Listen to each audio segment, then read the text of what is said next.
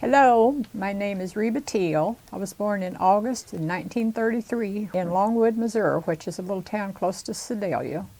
I was the sixth of 8 children. We later moved from Longwood to Houstonia, which is where we were living at the time my dad was killed. We were going to what was called a medicine show. My dad was riding on a running board of the car in front of us on one side. They did not hear the train whistle and just drove right, the train just drove right straight into him. Drove right into the side of the car that my dad was riding on the running board, and he was critically injured and died within a couple of days. My mother's family had already moved out of the Longwood area and had moved to Springfield. And she had moved to Springfield hoping to find better jobs for her and her family.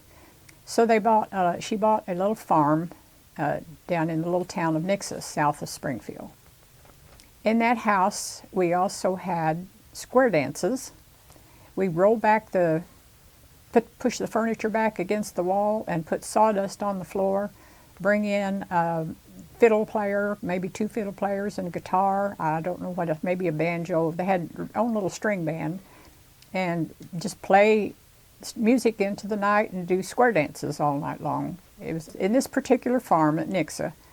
We spent 10 years, which was the longest time that we'd ever spent anywhere or would ever again.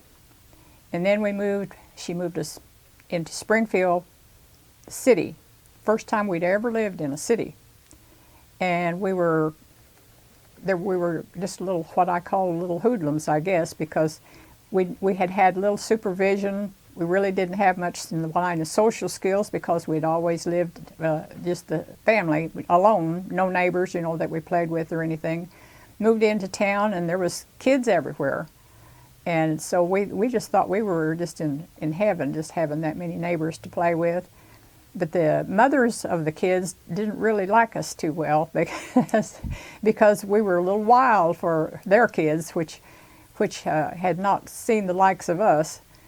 I actually, at that time, had lived in 11 different houses by the time I got out of school.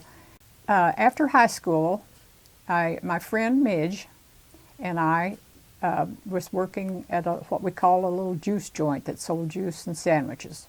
And one particular night, when we got off work, we were walking up to the bus. We walked up to the square to catch a bus for each one of us to go home. But we had some time to kill. So we were just walking around the square, and this car came around the corner that had 2 airmen in it from the Air Force Base up at Knobnoster.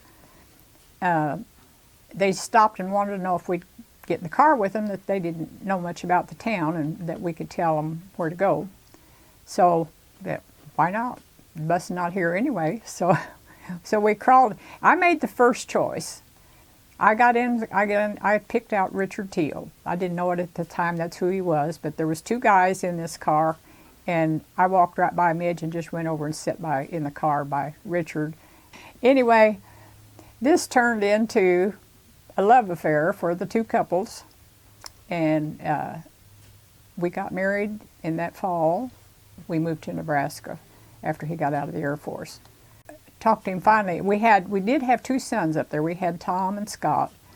And then I talked him into moving to Springfield, and he was always very happy for the move. He liked the rivers and the creeks and the hunting and the fishing. He was really happy down here. Managed to get a job with the city and worked there until he had to retire because of his health. But he did work there for 33 years in the same job. We had 3 more children. After we moved here, we had Charles, and Chris. But Charles was a victim of a crib death, so he only lived a month. So that means that we actually raised 4 boys here at this place. Okay. When my youngest child, which would be Chris, was old enough to go to school, then I finally went to work. I worked at Cox Medical Center in the nursing department. And I worked there for 23 years. I loved that job because I found out I was just kind of cut out to be a caretaker. It's a compassionate job, but I found out that I was I was cut out for that kind of work. Chris, my youngest son, had a lot of spinal defects when he was born, and it was really hard for me to get health care for him because they hadn't done any active health care for spina bifida patients. They just more or less told me to take them home, love them, and they would just eventually die. I just said, that's not acceptable. I will not accept that kind of a diagnosis. I said, we will do something. I didn't know what it was going to be, but we will do something.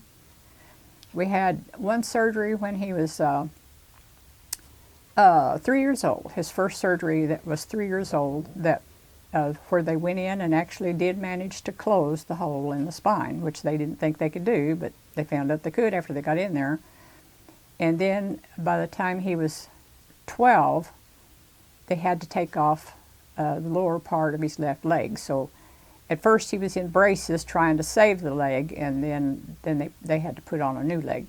But meanwhile, I was trying to get him into areas to keep his mind sharp, but the people were not accepting me. And I just said, you will, I'm bringing him in, and you will work with him.